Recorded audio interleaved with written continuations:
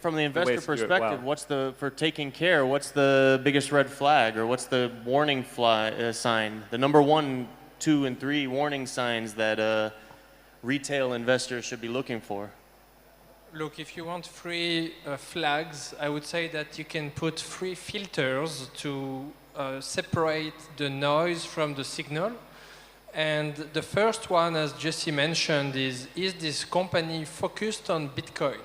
Because Bitcoin is the only asset on Earth that has absolute scarcity, that is protected by the most decentralized and secure network in the world, bounded by real-world energy, the equivalent of 21 nuclear reactors around the world, protecting the value of your time and work over time and space.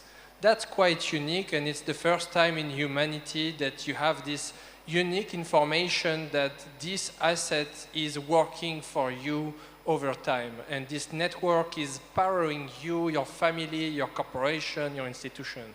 And so if you are focusing on any other asset than Bitcoin for your treasury, then your company is going to zero. And it's going to zero against Bitcoin, and you are not going to be able to keep up against the other companies that have realized that they need Bitcoin on the balance sheet. It's like having a competition between the dollar and the Zimbabwe dollar. Well, you would want to, if you had the option between those 2 currencies, you would put everything on the dollar. But now you have the option with Bitcoin, and Bitcoin has a fixed supply, while the dollar has an unlimited supply. So where do you want to store your energy? Where do you want to store the value of your treasury? You want to store it in Bitcoin. So if you have not a focus on Bitcoin as a treasury, you are going to lose, and you are going to do a disservice to your shareholder base. So anything other than Bitcoin, any type of diversification, is losing value against a Bitcoin treasury company. The second filter is the focus on the long-term accumulation of Bitcoin, and specifically all in on the long-term accumulation of Bitcoin.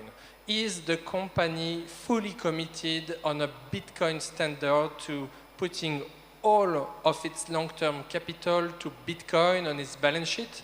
That's the case for Smarter Web, that's the case for Capital B. That is the playbook of strategy that has initiated the playbook, and Metaplanet, of course, and we have continued this with Capital B and Smarter Web.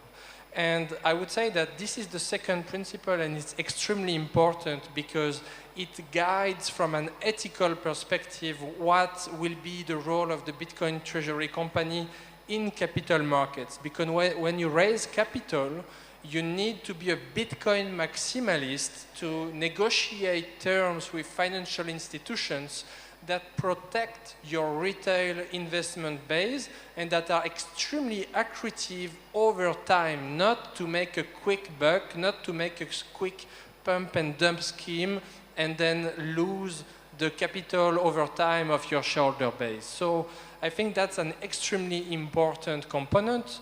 And the third filter is whether or not the company is completely committed to have a Bitcoin treasury company strategy like Metaplanet, Capital B, Smarter Web, by being completely focused on maximizing the number of Bitcoin per share. And if you own a business and this business is not increasing the number of Bitcoin per share over time, this business is going to zero against the business that is maximizing the number of Bitcoin per share over time. That is my only role in the company. It is to raise capital, to maximize the number of Bitcoin per share by accumulating Bitcoin in a consistent manner, and to do the capital raise in an accretive way that is at premiums to the Bitcoin we have on the balance sheet, to be able to maximize that potential return over time for investors that believe in Bitcoin. And if you apply those three filters, you really end up with a hand of companies in the world today.